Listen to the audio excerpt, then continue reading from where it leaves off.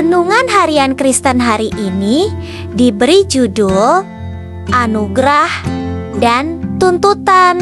Diambil dari Imamat pasal 4 ayat 1 sampai Imamat pasal 5 ayat 13. Namun kita perlu merenungkan lebih dalam tentang apa yang sebenarnya berarti hidup di bawah anugerah. Tidak sedikit orang Kristen berpikir bahwa kita yang hidup pada zaman Perjanjian Baru lebih beruntung karena Allah telah memberikan anugerah keselamatan kepada kita dan tidak akan menghukum kita dengan berat seperti pada zaman Perjanjian Lama.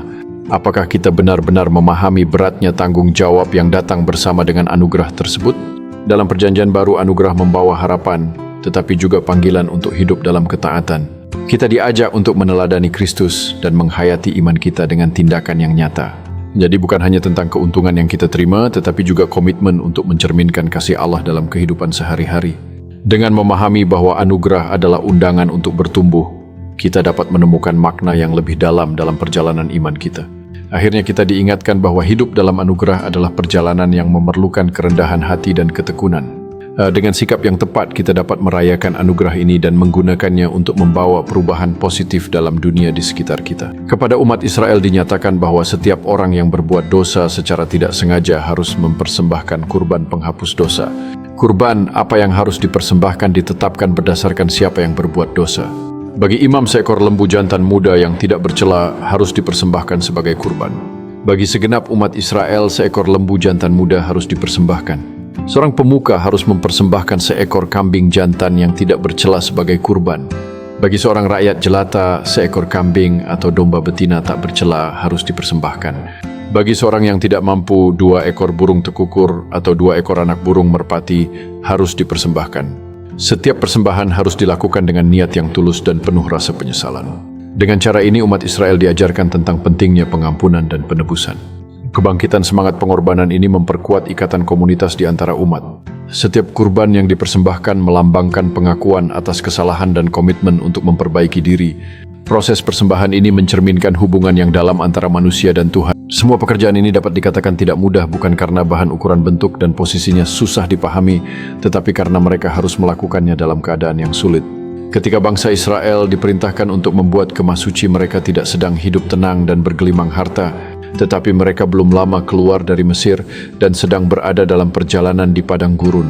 Namun tercatat bahwa mereka melaksanakannya tepat seperti yang diperintahkan Tuhan kepada Musa. Keberhasilan mereka bukan hanya berasal dari keterampilan, tetapi juga dari ketaatan dan iman yang kuat.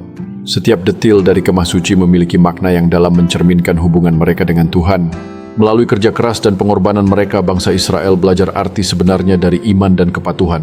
Proses pembangunan kemah suci menjadi simbol perjalanan spiritual mereka menuju tanah yang dijanjikan. Setiap langkah yang diambil membawa mereka lebih dekat kepada tujuan akhir, memperkuat identitas sebagai umat pilihan Tuhan.